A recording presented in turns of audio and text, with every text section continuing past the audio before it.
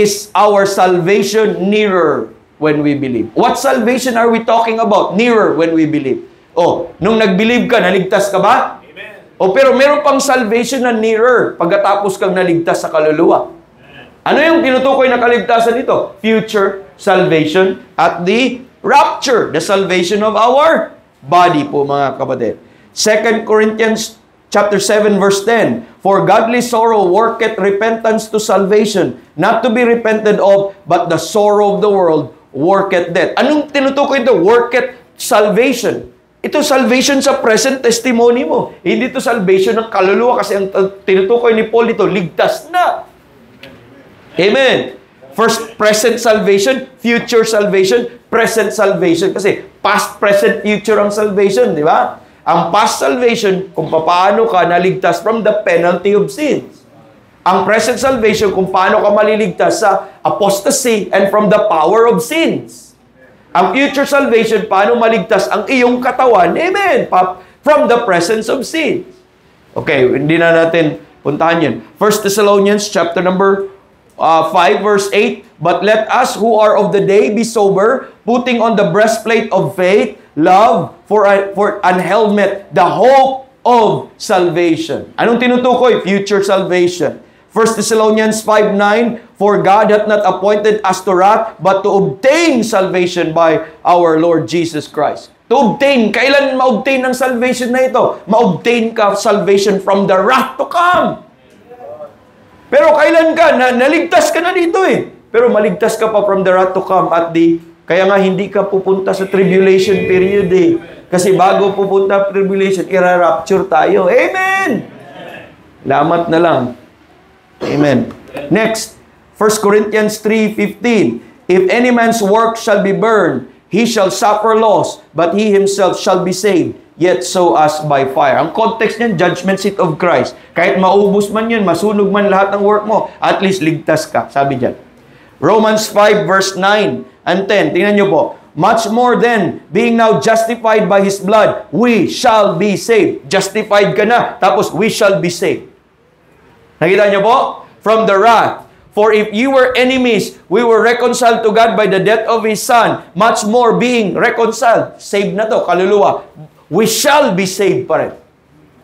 So, you see that? Kaya ingat tayo kung titingin ka kung tatanong ka, Romans, ano bang tinutukoy ng, for whosoever shall call upon the name of the Lord shall be saved. Una, ano bang call yan? Call to salvation ba yan? At ano tong saved na ito? Salvation ba yan ng kaluluwa? Past salvation ba yan? Present salvation ba yan? O future salvation ba yan?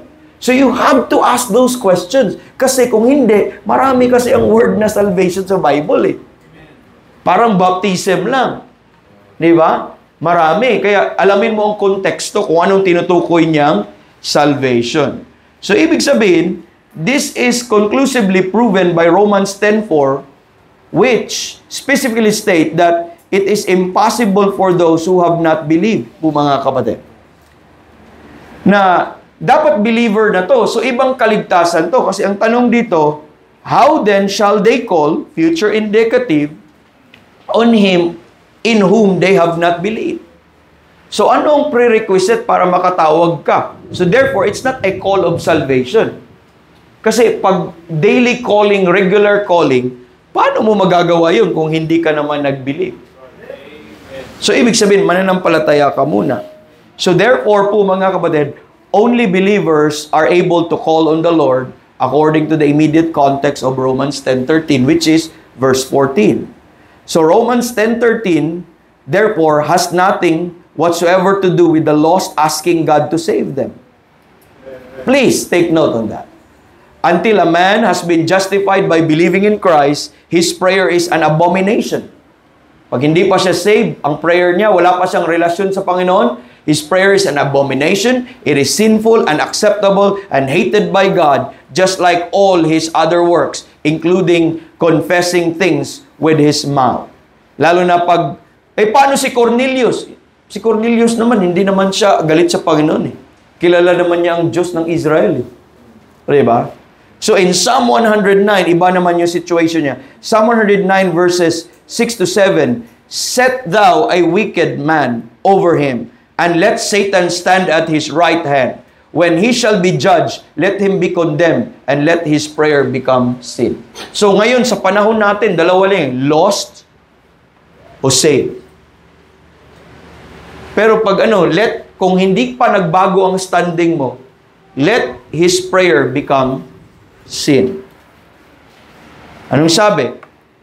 Proverbs 28 verse 9. He that turneth away his ear from hearing the law, even his prayer shall be abomination. Hanggat hindi ka pananampalataya at gagawa ka ng other mong pamamaraan na para maligtas ka, pray ka ng pray, and thinking mo your prayer can save you. And therefore, that prayer will be abomination. Ang tanong natin, why such a case ngayon? Dahil Romans 8:8, so then they that are in the flesh cannot please God. Dapat mawala ka muna sa kalagayan na yan. Whether good works mo, confession mo, prayers mo, may be good. But hanggat hindi ka pa nagbago, wala pang Holy Spirit, hindi ka pa na-save, those things are unacceptable.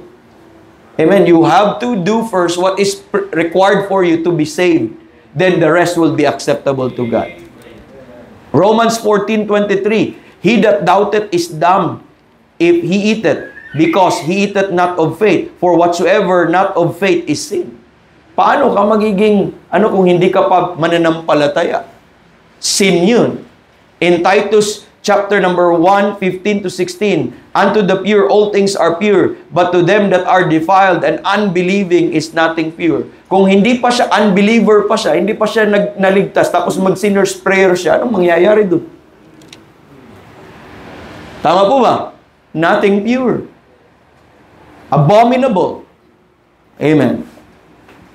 So ano pa? Hebrews 11:6, but without faith it is impossible to please Him. Dapat faith muna bago anything else. Amen. Faith muna bago anything else. John 3:18-36, he that believeth on Him, amen, is not condemned, but he that believeth not is condemned already.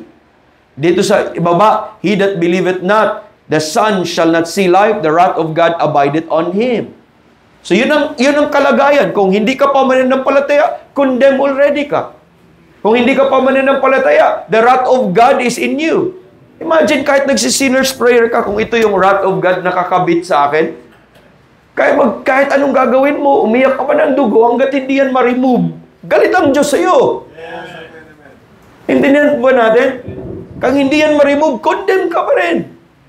Magbago lang yan kung manampalataya ka. At kung manampalataya ka, it opens all the access, amen, to God, and pray all you want, amen. Pero hanggat hindi magbago yan, wala. Kailangan mo nang ma-save. Kailangan mo nang ma-regenerate. Kailangan mo nang ma-justify. Then do what you want for God. Amen. That is now acceptable to Him. Ano ang prayer ng righteous? The prayer of the righteous. Proverbs 15:21, the Lord is far from the wicked, but He heareth the prayer of the righteous. Sino yung mga righteous? Ito yung mga tinatawag ng mga believer. Righteous ang tawag sa believer ng Old Testament. Righteous din ang tawag sa panahon natin. James 5:16, the effectual fervent prayer of a righteous man availeth much. Kung hindi ka righteous sa panahon natin, unrighteous, not saved. Righteous tayo sa panahon natin by the righteousness of Christ, right? Kung wala ka pang righteousness of Christ, anong tawag din? Unrighteous. Anong position ng Panginoon? He will not hear the prayer, but the prayer of righteous, amen, avail. Kaya pwede na tayong mag-pray. Anytime, anywhere.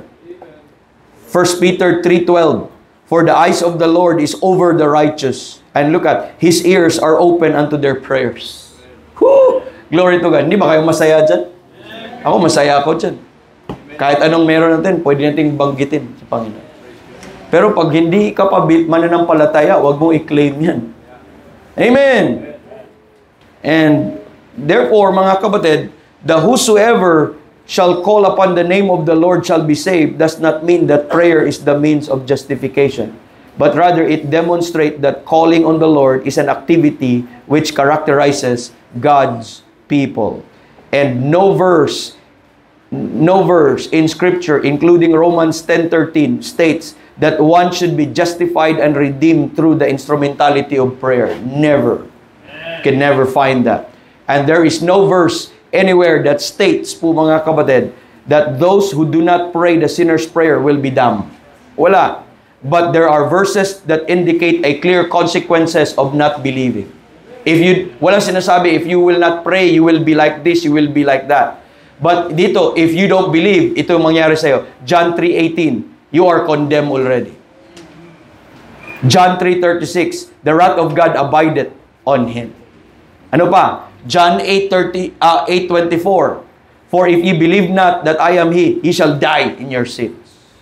Mark 16:16, but he that believeth not shall be damned. In-emphasize ko lang yung area na yan, don't worry. Kasi damn pag hindi ka manampalataya. Romans 14:23, and he that doubteth is damned. So the point, mga kapatid, of putting that is very clear. The evidence in the Scripture that call on the Lord means admit you're lost and on your way to hell and ask God or Christ to save you is completely absent as far as biblical examples of Christ or the saints leading the lost in sinners' prayer or commanding them to pray in order to obtain justification. If Romans 10:13 is to make the call on the Lord mean pray, admit you're lost, and ask God to save you, and therefore that is to read in the Word of God something it does not declare. May nakalagay ako dito, C-notes. Hindi na natin puntahan yun kasi 15 minutes na lang. Ano bang ibig ko sabihin ng C-notes yan? In my notes, I have surveyed all the call on the Lord, name on the Lord. Gagawin nyo to. Meron kayong mga, para may gamit naman cellphone natin. Call, name. I-type nyo yun yung mga keywords. Call, name, Lord. From, ibibigay sa iyo ng Bible, ay ng searcher na yon na from calling on the name of the Lord from Old Testament all the way sa last mention po nito. I'll tell you this. You will never find somebody that has no relation to God doing that. Anywhere. Kung ang Romans 10:13 ay no relation to God at ginawa niyo, then that's the own isolated verse. Kung ang sinner ang tinutukoy doon at hindi mananampalataya. Lahat ng call sa name, specific kasi name it. Amen. Pagtawagin ka ng anak ko na, Papa Rodrigo. Tapos na-recognize ko yung voice, lilingon ako yun. Amen.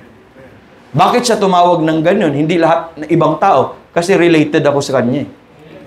At related siya sa akin. Same true with God. Mga kapatid, you'll never find any. I'm telling you. So, because, bakit hindi isolated ang Romans 10:13? Bakit? Kung isolated yun, paano mo ma-prove na doktrina yun? At least there are two or three witnesses, the matter shall be established. Anong isa mong witness? Di ba? Wala. Pero alam natin hindi isolated yun kasi na-prove natin na believer's call yun. Not sinner's prayer. Amen. So, yun yung sinasabi natin. To survey the entire Scripture, none of those references employ the phrase to call on the name of the Lord in the context of praying to obtain justification. But believing prayer is always in view, po mga kapatid. Therefore, we must conclude that calling on the Lord is the act of the saint and characteristic of his lifestyle, whether Jew man yan o whether Gentile believer man yan. Or abandon scriptural interpretation to defend modern extra-biblical tradition. We don't do that, mga kapatid. So the fact is, there is neither any specific formula found in Scripture for a sinner's prayer, nor is there any biblical example for such a prayer being recommended in salvation experience. Sa hearing of faith na teaching ni Pastor Bob at sa teaching nila Brother Dondon, it surveyed, never you'll find that like that. The response always to preaching is faith. Believing. Never respond in prayer. It appears that sinner's prayers methodology as now employed in Romans 10:9-13 was not even practiced among men of God also in the past. You will never find that in the scriptures, example sa Bible, and also man in the past. Ito, ang proof ko dito is, you read commentaries, pre-1800, or pre-1900 commentaries, pre-1900 commentaries na mga theologians, na mga dati before that, tapos punta ka sa kanilang commentary on Romans 10, you'll never find there na sinner's prayer ang ibig sabihin doon.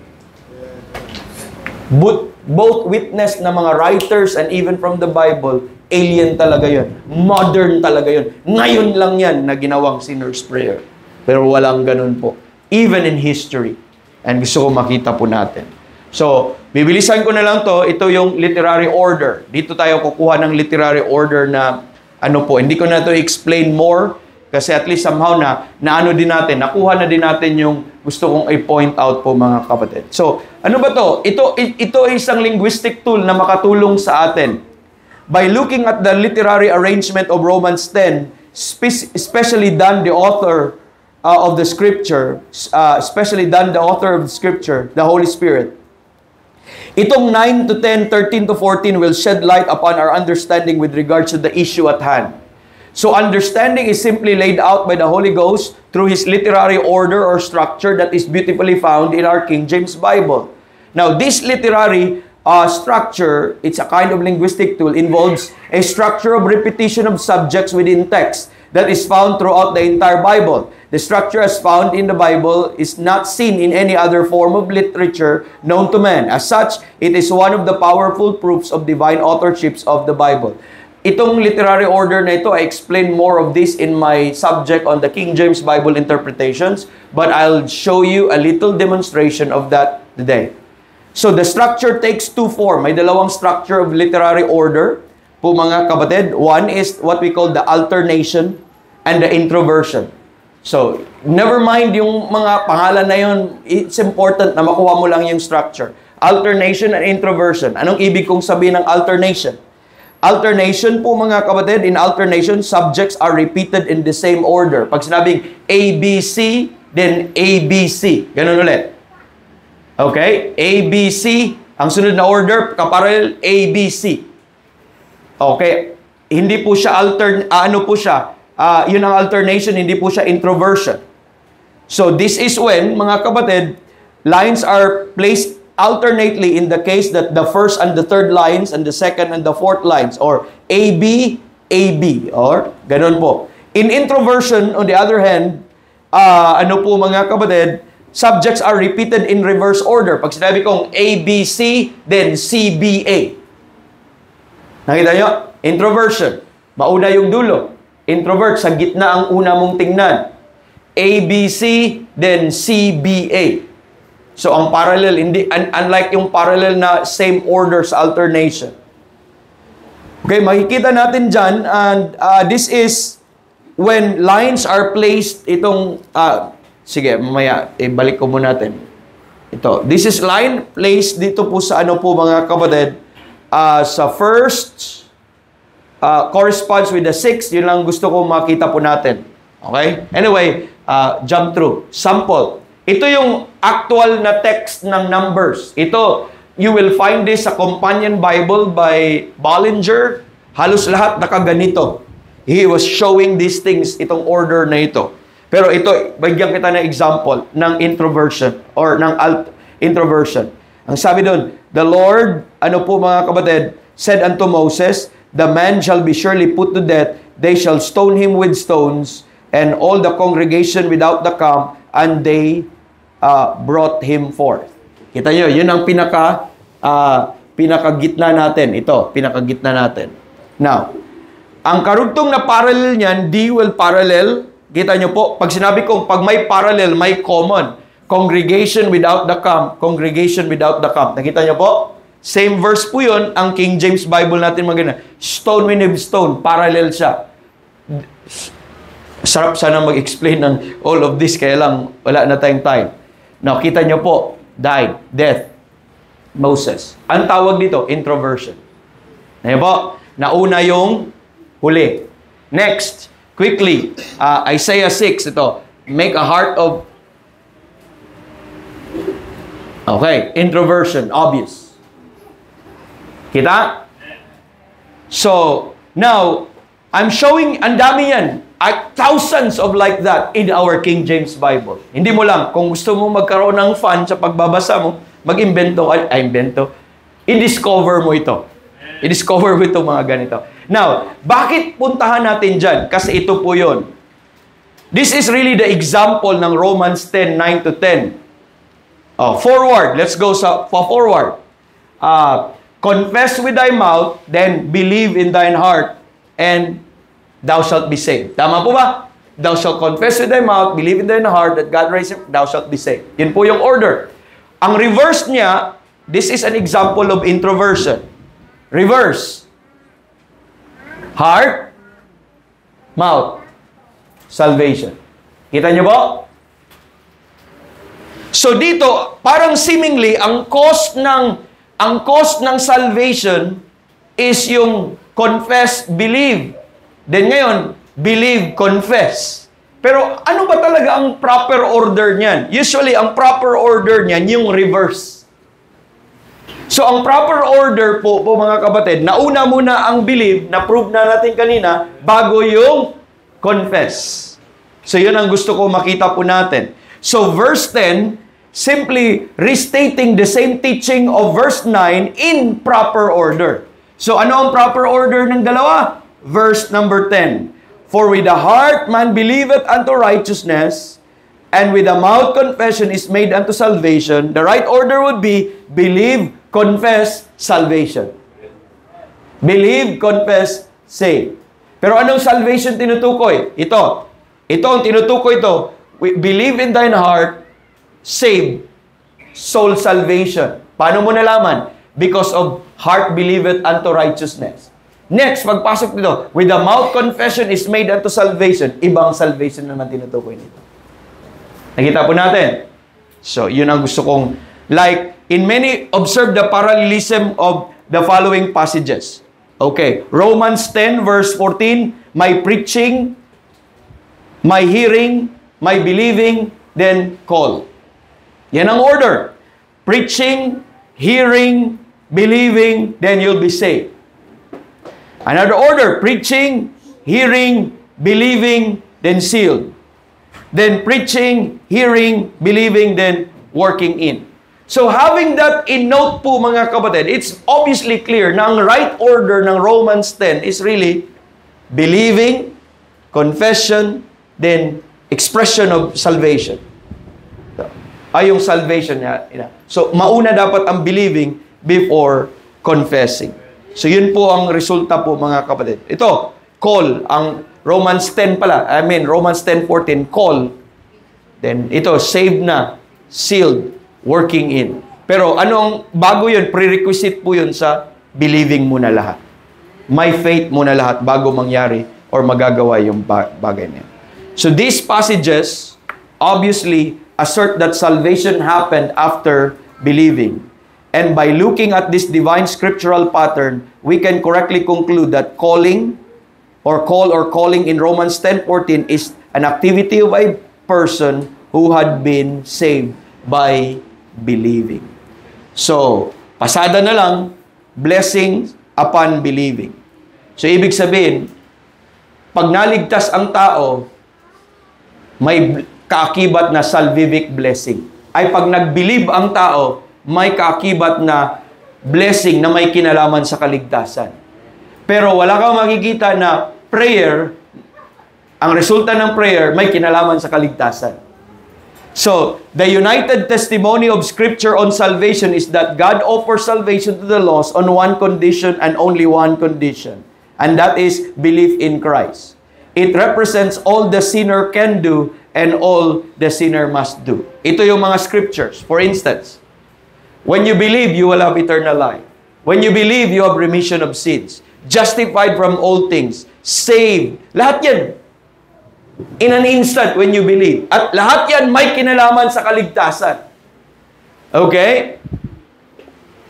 Makikita mo pa, diyan, when you believe, hindi ko na binabasa. Pag by faith, you have remission of sins. Or justification. Or children of God, naging ligtas ka at na-save ka. Pero you'll never find prayer equals salvation. Prayer equals justification. Prayer equals being a believer. Prayer equals never. Always belief lang talaga po mga kapatid. Naintindihan po ba natin? Kaya alisin natin yun as a formula. Hindi pwede, hindi maaari. Lahat ng ito na-experience, na-enjoy natin, lahat ito, prerequisite kung masave ka. Nandun yung word na believe, believe, believe. Lahat dyan po mga kapatid. Para ma-enjoy mo yung mga bagay na yun. Hindi pwede kaya believing upon ano po. So the larger context, therefore, po mga kapatid, of the Bible, including that of the book of Romans and the immediate context of the 10th chapter of Romans, harmoniously assert that the doctrine of justification is by faith alone.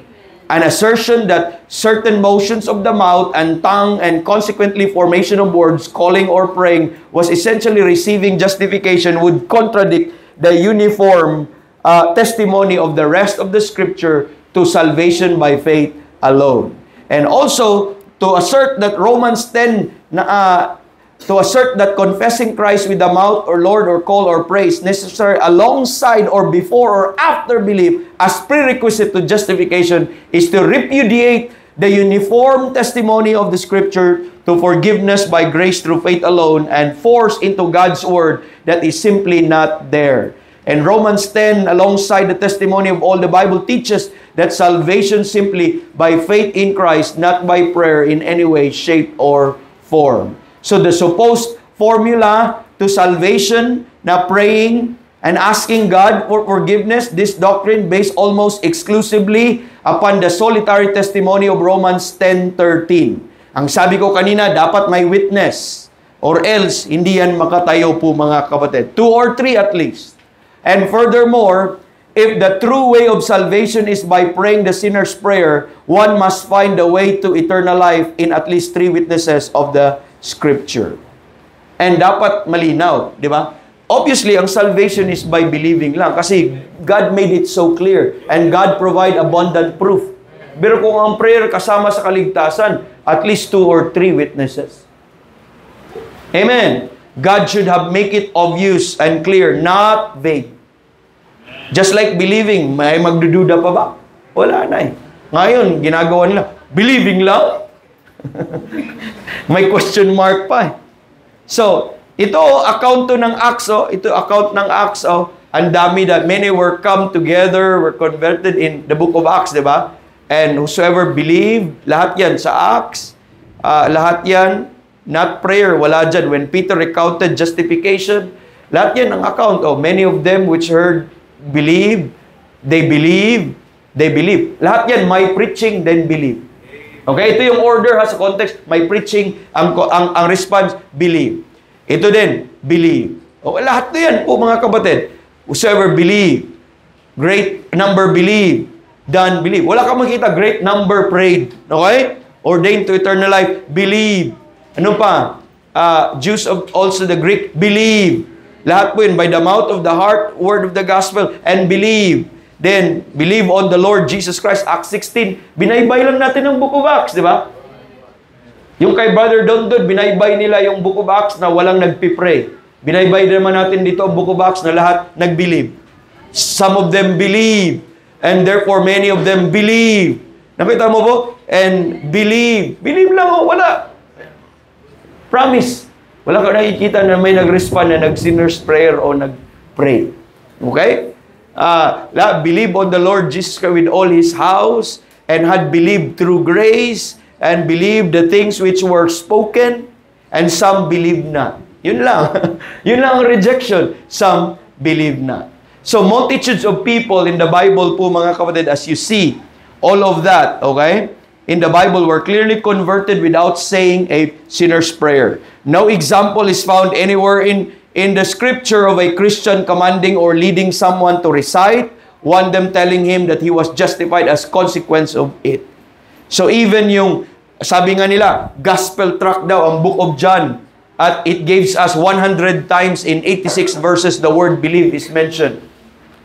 Walang ang word na repent sa book of John.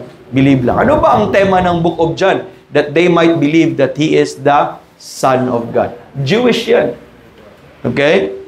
So, Lastly, of course, na-establish na natin kanina, hindi ko na ito puntahan, the future national salvation, which is a discourse doon sa doctrinal rightly dividing na hindi ko na pwedeng tignan. Kasi I would take another an hour or 30 minutes to do that. But gusto ko lang maintindihan nyo, kahit yung word study, wordings, yung exact doon, would never validate doon sa. So sana, kung natutunan mo to knowledgeably, sana masasabi mo din na save ako.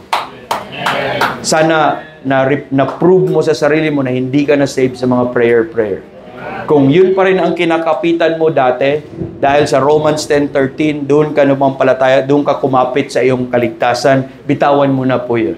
At kapitan mo na ang makapagligtas sa iyo ay pananampalataya lamang doon sa tapos at sapat ng ginawa ni Jesus Christ.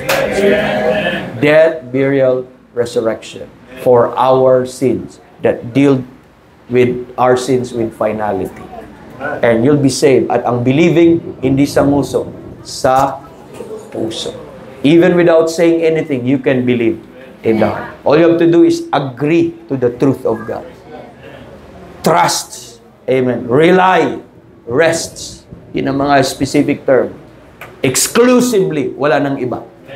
Sapos at sapat. Sayang kasi ito. Alam mo paano i-defend, pero ikaw hindi pala safe. Pero sana may natutunan kayo, sana may nakuha kayo. Medyo technical a little bit, but necessary po yun sa pag-aaral ng salita ng Diyos. Thank you for the time. Glory to God. And let's call Brother Josiah for that.